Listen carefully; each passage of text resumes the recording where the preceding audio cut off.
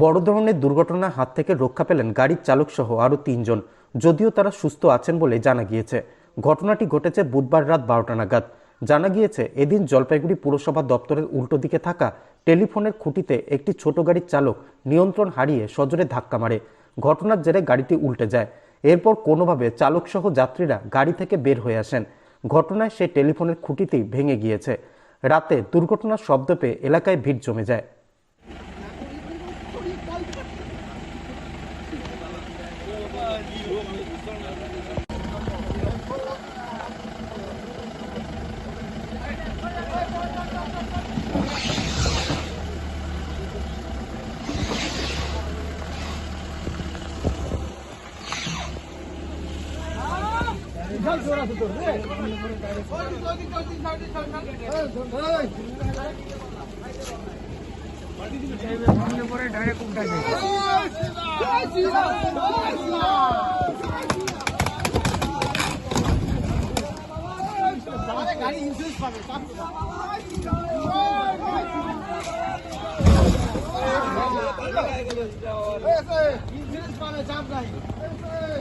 ফুল insurance আছে।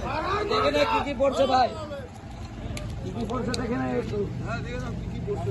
इसका गाड़ी है डॉक्यूमेंट्स কিছু আছে কিনা। হ্যাঁ দেখে না দেখে যাও ভাই। হলো কতটা ভয়ে ছিলেন? এই যে অনেক ভয় ছিল, সব লোক জমা হয়ে গেছিল।